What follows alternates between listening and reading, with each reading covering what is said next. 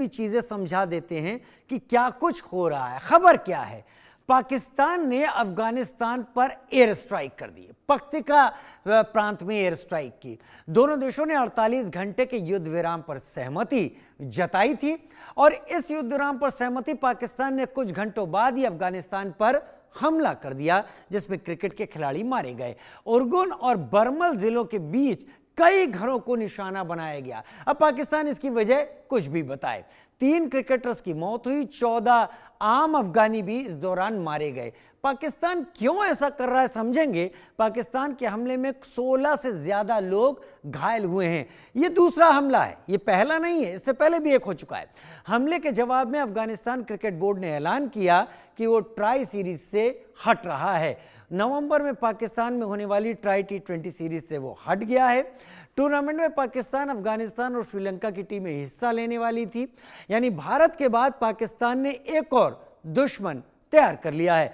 पाकिस्तान ने अफगानिस्तान पर यह एयर स्ट्राइक यहां पर की है।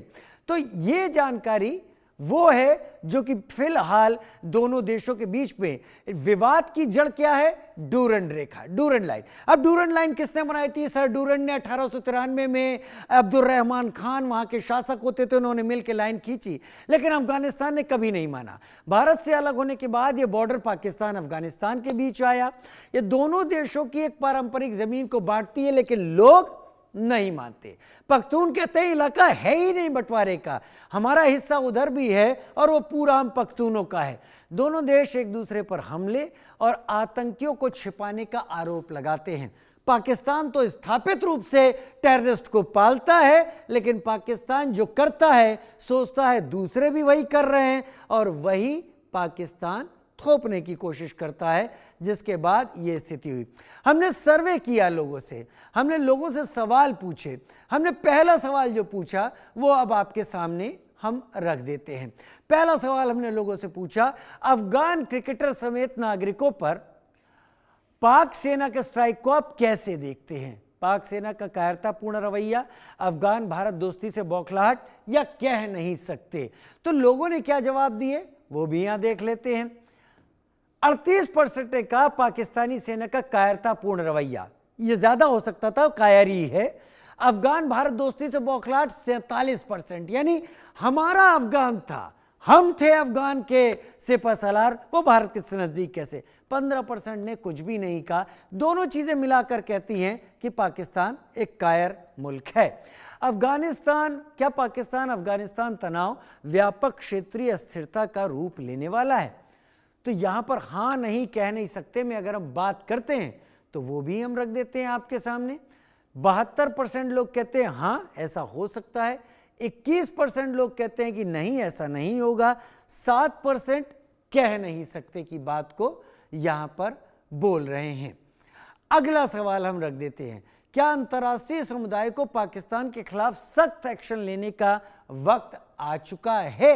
इंटरनेशनल कम्युनिटी, सभी लोग हाँ नहीं कह नहीं सकते में, इसमें भी हमने लोगों से सवाल पूछे, लोगों ने क्या जवाब दिए चलिए वो देख लेते हैं। परसेंटेज 90%, 90% कह रहे हैं हाँ अब एक्शन ले लेना चाहिए, 10% कहते हैं नहीं और किसी ने भी कह नहीं सकते नहीं चुना। तो मतलब ज्यादातर लोग मानते हैं पाकिस्तान है इसी लायक। अफगानिस्तान में पाकिस्तान के हमले के बाद ट्रंप के हालिया बयान को आप कैसे देखते हैं? मैंने ये युद्ध रुकवाया, वो युद्ध रुकवाया, नोबेल मिलना चाहिए था, बहुत सारी बातें वो कह रहे हैं, सुन लेते हैं। गैर जरूरी बयान है, 35% लोग कहते हैं। ट्रंप को खुद की फिक्र है, 45% लोग कहते हैं और 20% लोग कहते हैं भाई ट्रंप के मामले पे हमें क्या कहना, कुछ भी कह, सुबह कुछ कह रहे हैं, दोपहर कुछ कह रहे हैं, शाम कुछ कह रहे हैं। तो अमेरिका के राष्ट्रपति की आज ये हालत हो चुकी है। टोटल मिलाकर ये ट्रंप का खुद का महिमा मंडन है और कुछ नहीं है। अगला सवाल भी यहां पर रख लेते हैं, पाकिस्तान अफगानिस्तान के बीच बढ़ते तनाव का जिम्मेदार कौन है? आसिम मुनीर, अमेरिका, तालिबान, TTP, या हम कह नहीं सकते। 5 हिस्सों में हमने इसको बांटा है। चलिए एक एक करके देखते हैं। आसिम मुनीर सबसे ज्यादा वोट मिले, 38%, लड़ाई झगड़े का थोड़ा ज्यादा ही कीड़ा है। अमेरिका 34%, क्यों जानने की कोशिश करेंगे। 10% तालिबान का शासन जिम्मेदार है, 10% TTP, 8% ने कुछ भी नहीं कहा, लेकिन सबसे ज्यादा आसिम मुनीर इसके लिए जिम्मेदार हैं। हमारे साथ दो खास मेहमान इस वक्त जुड़ रहे हैं। हमारे साथ मेजर जनरल अनुज माथुर जी मेरे साथ जुड़ रहे हैं और हमारे साथ इस वक्त जुड़ रहे हैं विनोद जी हमारे साथ जुड़ रहे हैं जो कि इंटरनेशनल अफेयर्स एक्सपर्ट के तौर पर। अनुज सर, सबसे पहले मैं आपका रुख करते हुए, अफगानिस्तान के पास वो नफरी नहीं है फौज की जो पाकिस्तान से मुकाबला कर पाए।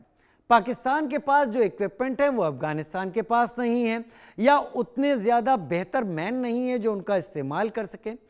आमिर खान मुत्ताकी जो भारत में थे फॉरेन मिनिस्टर, उन्होंने एक बात कही थी। उन्होंने कहा था कि अफगानों के पेशेंस को चेक ना किया जाए। इसके बारे में ब्रिटेन से पूछिए, इसके बारे में रूस से पूछिए और इसके बारे में अमेरिका से पूछिए, और उसके बाद अफगानों से उलझने की कोशिश कीजिए। हम इस लड़ाई को किस तरीके से देखें सर? राजीव, जय हिंद। देखिए, बिल्कुल आपने सही कहा। ये अफगान एक इतनी गैरतमंद कौम होती है। ये न केवल अंग्रेजों की बात कर रहे हैं, हम अलेक्जेंडर के टाइम से अगर इनके इतिहास को देखें तो आज तक अफगानिस्तान पर कोई कब्जा करके वहां पर रूल नहीं कर पाया है। जब ब्रिटेन की बात हम करते हैं राजीव, तो ये 150 साल, 125 साल पुरानी बात है। उस समय ब्रिटेन विश्व की सबसे शक्तिशाली देश था। वो देश अफगान को घुटने पर नहीं ला सका। उसके बाद सोवियत संघ की बात करें, रशिया की बात नहीं कर रहा हूं मैं, सोवियत संघ की बात करें तो वो उस समय दुनिया के सबसे शक्तिशाली देश, अगर पहला नहीं था तो डेफिनेटली दोनों बराबर थे शीत युद्ध के दौरान, अमेरिका और सोवियत संघ। उसके बाद अफगानों ने अमेरिका को उस समय भगाया जबकि अमेरिका सोल सुपर पावर थी वर्ल्ड की, सबसे बड़ी आर्थिक शक्ति, सबसे बड़ी सामरिक शक्ति, सबसे बड़ी सैन्य शक्ति। उसको उन्होंने भगाया। ये आप बिल्कुल निश्चिंत माने कि आप अगर ये कोई प्रश्न करता है कि उनके पास ये नहीं है, वो नहीं है, वो नहीं है, तो ये जाके अलेक्जेंडर से पूछ सकते हैं कि उनको इन अफगानों ने कैसे भगाया था विश्व विजेता को।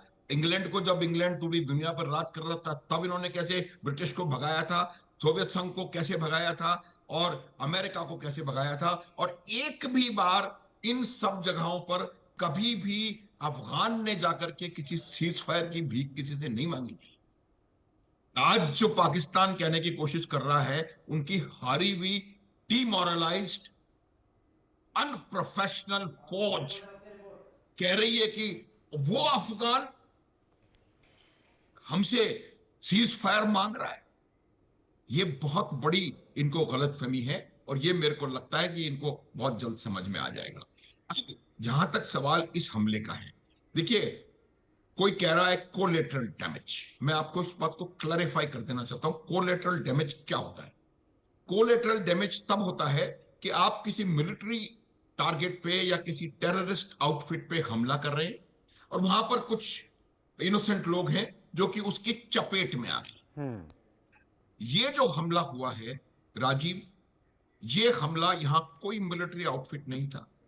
यहां कोई, पाकिस्तान में इस बात को नहीं कह रहा कि यहां पर टेररिस्ट के अड्डे थे।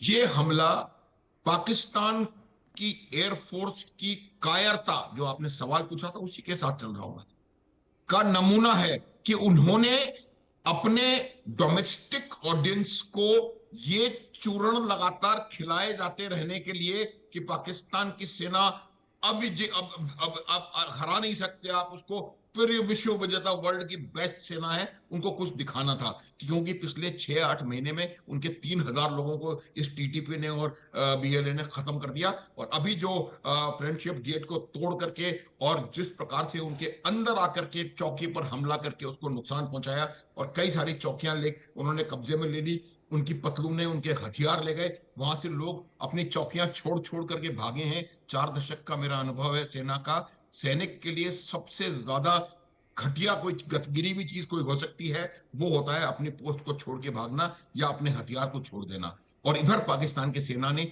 दोनों चीज करी। आप किस तरह के प्रोफेशनलिज्म की बात कर रहे हैं? कहां है मिलिट्री लीडरशिप राजीव? तो ये तमाम चीजें इस बात को साफ दिखाती हैं कि पाकिस्तान की सेना में खींच है। उसके बाद आप पाकिस्तान के जो अभी कमांडर्स हैं या उनके लीडरान हैं या उनके मिलिट्री कमांडर्स हैं, उनके स्टेटमेंट सुनिए। हर आदमी ये कह रहा है कि हमने अफगानिस्तान को ये कर दिया। फिर ख्वाजा आसिफ कह रहे हैं कि अमेरिका जी आइए इसमें मध्यस्थता करिए। वही कह रहा है कि खतर साहब आप आए, आप मध्यस्थता करें, आप बचाएं। वो इसलिए कह रहे हैं। किसी अफगान का कोई स्टेटमेंट सुना आप? किसी का नहीं। किसी का भी कि आप मध्यस्थता करें?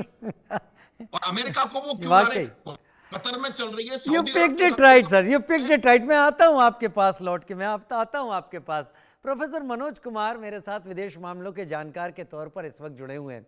प्रोफेसर मनोज कुमार, बहुत सारे इसमें कयास लग रहे हैं। डूरंड लाइन इसके लिए एक बहुत बड़ी जिम्मेदार है। 1893 में सर डूरंड और अब्दुल रहमान खान जो कि अफगानिस्तान के शासक हुआ करते थे, उन्होंने तय किया, लेकिन अफगानों ने इसे कभी नहीं माना। 1993 100 साल पूरे हो गए, उसके बाद इसको रिन्यू भी नहीं किया गया। अफगान अब भी इसको नहीं मानते। डूरंड लाइन इसके बीच में है, इसके तनाव के बीच में है।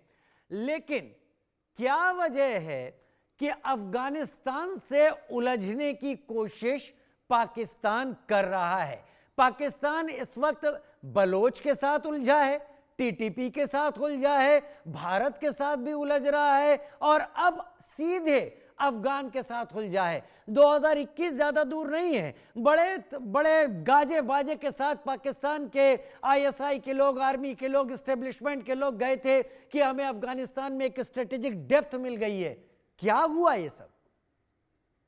देखिए राजीव जी, एक चीज तो अभी जैसे हमारे जो डिफेंस एक्सपर्ट ने जो बात रखी और जिस तरीके से अफगानिस्तान का जो इतिहास रहा है और जिस तरीके के वो फाइटर्स हैं, वो मुझे लगता है कि पाकिस्तान इस चीज को भूल रहा है और पूरा विश्व इसको जानता है, बढ़िया से जानता है। लेकिन मैं एक चीज कहना चाहूंगा राजीव जी कि ये जो घटना साउथ एशिया रीजन में जो किया जा रहा है, इसके पीछे एक बड़ी सोची समझी रणनीति है और इसमें अमेरिका का पूरा तरीका से एक रिटन स्क्रिप्टेड है जो कि आसिफ मुनीर और शहबाज शरीफ को दिया गया है और उसी के आधार पर ये सारी चीजें कर रहे हैं। और अफगानिस्तान आप देख सकते हैं कि 2021 से जिस तरीके से अपने आप को एक राजनीतिक स्थिरता और आर्थिक स्थिरता के लिए एक पटरी पे लाने का काम कर रहा है और नो डाउट उसमें जिस तरीके से भारत ने एक जो कदम बढ़ाया है और एक इतिहास रहा है, भारत ने हमेशा अफगानिस्तान को एक वेलफेयर के नाम पर ह्यूमैनिटेरियन ग्राउंड पे मदद किया।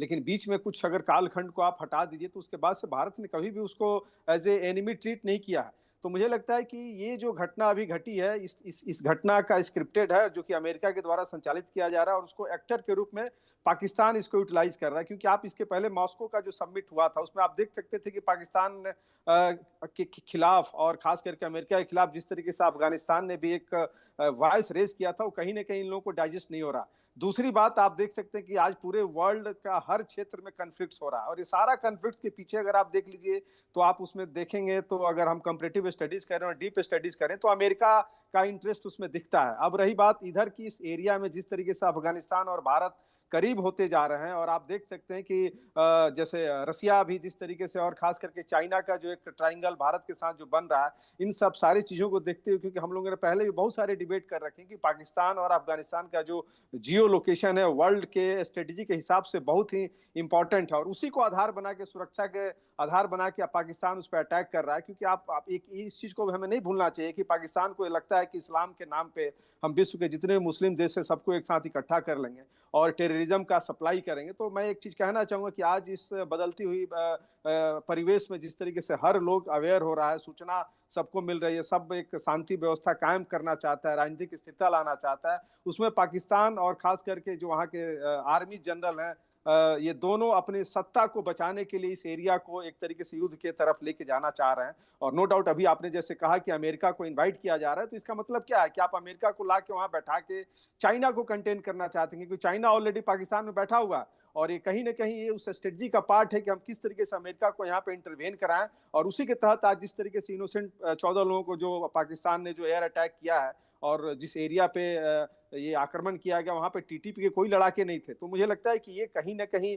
वहां की इस घटनाओं को और आगे बढ़ाएगा। और आपने जो 3 सर्वे दिखाए हैं, वो सर्वे इस चीज को दिखा रहे हैं कि बिल्कुल ये सही है और पाकिस्तान का अपना वेस्टेज इंटरेस्ट है और अपनी कुर्सी को बचाने के लिए, चाहे जनरल शहबाज शरीफ हो और मुनीर हो, ये दोनों मिल के पाकिस्तान को एक पॉलिटिकल इंस्टेबिलिटी की तरफ लेके जाना चाह रहे हैं, क्योंकि वहाँ सिविल सोसाइटी में जिस तरीके से इन दोनों के प्रति जो एक रोष पैदा हो रहा है, जिस तरीके से लोग रोड पे निकल के आ रहे हैं, जो फंडामेंटलिज्म वहाँ पे जिस तरीके से बढ़ रहा है, इसीलिए ये लोग चाहते हैं कि इस एरिया में अशांति पैदा हो। और ऑब्वियस है कि इनकी क्षमता नहीं है, ये लोग अफगानिस्तान से डायरेक्ट फाइट नहीं कर सकते हैं। ऑब्वियस है कि इनको अमेरिका को लाना पड़ेगा, और हम सब जानते हैं कि अमेरिका शांति की बात करता है, लेकिन आप देखिए शांति तभी होता है जब वो आके लेकिन सर अमेरिका के राष्ट्रपति सुबह क्या कह रहे हैं, नाश्ते के वक्त, दोपहर के लंच में क्या कह रहे हैं, शाम की टी में क्या कह रहे हैं और रात के डिनर में क्या कह रहे हैं, कुछ नहीं पता होता वो कहां जा रहे हैं। नोबेल के लिए बहुत परेशान थे, वो भी हाथ से निकल गया और अब खींच ज्यादा है। लेकिन मेजर जनरल अनुज माथुर, मैं इस सवाल को कुछ दिनों से मथ रहा हूं, मैंने और भी कुछ एक्सपर्ट के सामने इस सवाल को रखा है, आपके सामने भी रख लेता हूं आपके अनुभव को देखते हुए। ये पूरी कवायद पिछले कुछ दिनों में अगर हम देखें तो पाकिस्तान ने अमेरिका को इनविटेशन दिया बलूचिस्तान में आके बैठने का, जिससे वो वहां से ईरान को कंटेन कर सके। पाकिस्तान ने अमेरिका को और एक्सेस देने की कोशिश की, लेकिन अमेरिका को उसके अलावा एक्सेस बगराम एयरबेस की चाहिए थी, जिसके लिए तालिबान ने साफ मना कर दिया। क्या वो जो खींच है वो ही इसके पीछे है कि अमेरिका ने पाकिस्तान को कहा है कि तुम इस तरीके के अटैक से अफगानिस्तान को प्रेशर में लाओ जिससे बगराम एयरबेस हमारे हाथ आ जाए? क्या ये पॉसिबिलिटी हो सकती है? राजीव, पॉसिबिलिटी नहीं, रियलिटी है। ये पॉसिबिलिटी नहीं है, रियलिटी है। देखिए, मैं आपको एक बात बताऊं, वही मैं कहने का प्रयास कर रहा था। आज से कुछ महीने पहले तक किसी भी पाकिस्तानी ने पिछले 4 वर्षों में यह नहीं कहा कि तालिबान हमारा दुश्मन है। किसी भी पाकिस्तान के लीडर ने, मुल्ला मुनीर उसमें शामिल हैं, किसी भी पाकिस्तान के लीडर ने यह नहीं कहा कि हमारे काबुल के साथ कोई रिश्ते नहीं है। अचानक से कोई वजह नहीं है। ये टीटीपी आज नहीं, टीटीपी पिछले 4 साल से उन पे हमले कर रही है। इससे कहीं ज्यादा खतरनाक हमले पेशावर का स्कूल हो या कोई भी चीज कहीं भी हो, खतरनाक हमले पहले हो चुके हैं। कोई आपके पास ऐसा नहीं आया अचानक से कि आप हमला करते हैं अफगानिस्तान के ऊपर। इनको अमेरिका की हिदायत है। और जो आप कह रहे थे ना कि अमेरिका को बुला रहे हैं, वो अमेरिका को ये बुला नहीं रहे हैं राजीव, शब्दों का जाल है। अमेरिका वहां पहुंच रहा है। उसने, अमेरिका ने कहा है कि भैया मैं यहां आ रहा हूं और मैं यहां पर ये करूंगा, full stop, you have no choice. तो ये बात है। पहले भी मैं कई बार कह चुका हूं कि किस तरह से उन्होंने वहां पर उनको बुला करके वर्चुअल हाउस अरेस्ट में रखा हुआ था मुल्ला मुनीर। तो ये बात बिल्कुल क्लियर है कि ये जो अब हमले हुए हैं बिना वजह से, कोई प्रोवोकेशन नहीं है। आप मुझे बताएं क्या हुआ था, किस बात का प्रोवोकेशन है? 10 लोग मारे गए एक टीटीपी के हमले में। उसके पहले जब 70 हो रहे थे तब आपने कुछ नहीं किया। जब आपकी ट्रेन अगवा हो गई थी तब आपने कुछ नहीं किया। जब आपके पास इतने ज्यादा स्कूलों पे हमले हो गए थे तब आपने कुछ नहीं किया। अचानक से 10 लोगों